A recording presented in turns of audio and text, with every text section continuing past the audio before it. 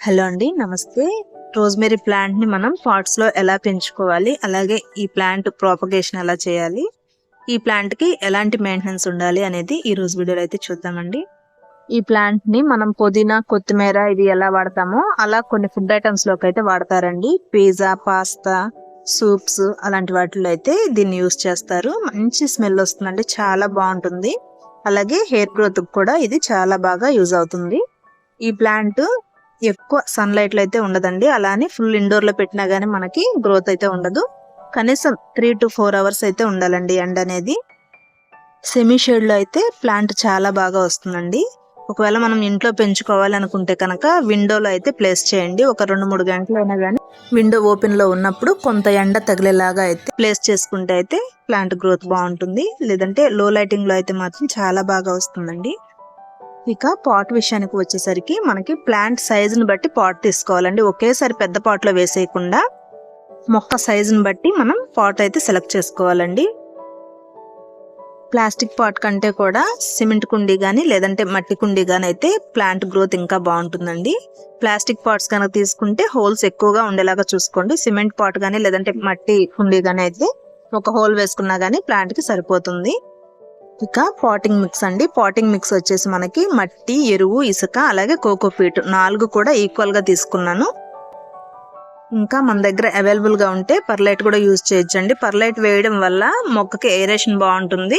అలాగే కొద్దిగా వేపపిండి కూడా మిక్స్ చేసి అయితే ప్లాంట్ నాటుకుంటే ప్లాంట్ గ్రోత్ బాగుంటుందండి. ఇంకా వాటరింగ్ అండి. వాటరింగ్ ఎప్పుడు కూడా ప్లాంట్స్ కి ఓవర్ వాటరింగ్ చేయకూడదు. మొదట్లో మట్టి ఆరింది అనుకున్నప్పుడు మాత్రమే వాటర్ ఇవ్వాలి. ఈ ప్లాంట్ కి మనం సెమీ షేడ్ లో పెడతాం కాబట్టి తేమ చెక్ చేసుకొని రోజు మార్చి రోజు గానీ 2 రోజులకు ఒకసారి గానీ వాటర్ ఇస్తే సరిపోతుందండి. ఇక ప్రూనింగ్ అండి. ప్రూనింగ్ వచ్చేసి మనం హార్డ్ ప్రూనింగ్ చేయకూడదండి. మరి కింద వరకు కట్ చేసేయకుండా వీడియోలో చూపిస్తున్నట్లుగా 30% మొక్క ఉండేలాగా పావు వంతు మాత్రం మనం కటింగ్ చేసుకొని యూజ్ చేసుకోవాలండి. ఎక్కువగా కట్ చేసామంటే మొక్క అంతా కూడా డైబ్యాక్ అయిపోతుంది. కాబట్టి మనం ప్లాంట్ గ్రోత్ ని బట్టి చూసుకొని కొంతవరకు కట్ చేసుకోవాలి. ప్రూనింగ్ అయితే కంపల్సరీ అండి. ప్రూనింగ్ చేస్తూ ఉంటేనే ప్లాంట్ గ్రోత్ బాగుంటుంది.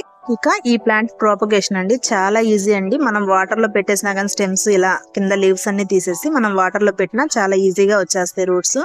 అయితే నేను కోకోపీట్ లో పెడుతున్నానండి. కోకోపీట్ లో పెట్టడం వల్ల కూడా చాలా తొందరగా వస్తాయి. ఇలా చిన్న పాట్ తీసుకొని పాట్ కి హోల్స్ ఉండేలాగా చూసుకోవాలండి. ఆ తర్వాత కోకోపీట్ వేసి ఫుల్ గా వాటర్ ఇచ్చి ఆ తర్వాత స్టెమ్స్ ని ఇలా కొంచెం ప్రెస్ చేస్తూ వీడియోలో చూపిస్తున్నట్లుగా అయితే నాటుకోవాలి. ఇలా నాటుకోవడం వల్ల రూట్స్ త్వరగా వస్తాయండి. ఇలా నాటుకున్న తర్వాత సెమీ షేడ్ లో పెట్టుకోవాలండి. డైరెక్ట్ సన్లైట్ కి పెట్టకుండా సెమీ షేడ్ లో పెట్టి 2 రోజులకు ఒకసారి తేమను చెక్ చేసుకొని వాటర్ ఇస్తూ ఉంటే మనకి 20 days కల్లా చక్కగా రూట్స్ అయితే వస్తాయండి. ఇక ఈ ప్లాంట్ కి ఎరువులండి. ప్రతి 15 రోజులకు ఒకసారి వర్మి కంపోస్ట్ గానీ లేదంటే కౌడం కంపోస్ట్ గానీ ఏదైనా ఒక కంపోస్ట్ అయితే వేసుకోవచ్చండి. అలాగే ఎన్పికే కూడా మన దగ్గర అవైలబుల్ గా ఉంటే కొంచెం ఎన్పికే వేస్తే చాలు. ఇంకా డిఏపి అలాంటి ఎరువులు ఏమి కూడా అవసరం లేదు. దీనికి ఓన్లీ లీవ్సే కాబట్టి నైట్రోజన్ ఎక్కువగా ఉండే ఎరువులు అయితే 15 రోజులకు ఒకసారి కొంచెం వేసుకుంటే చాలండి. ఎక్కువ కూడా అవసరం లేదు, చాలా తక్కువగా వేసుకోవాలి. ఇక ఈ ప్లాంట్ కి ఎక్కువగా అటాక్ అయ్యే పెస్ట్ మిల్లీ బగ్స్ అండి. అవి ప్లాంట్ కి వచ్చినాయి అనుకున్నప్పుడు మనం 1 లీటర్ వాటర్ లో ఏదైనా షాంపూ 2 ml కలిపి మొక్క పైన ఆకులంతా తడిసేలాగా స్ప్రే చేసుకోవాలండి. ఇలా వారానికి ఒకసారి స్ప్రే చేసుకుంటే పూర్తిగా అయితే తగ్గిపోతుంది. ఓకే ఫ్రెండ్స్, ఇది ఈ రోజు నా వీడియో నచ్చింది అనుకుంటున్నాను. నచ్చితే కనుక ఈ వీడియో ఎలా అనిపించింది అనేది ఒక చిన్న కామెంట్ ద్వారా అయితే తెలియజేయండి.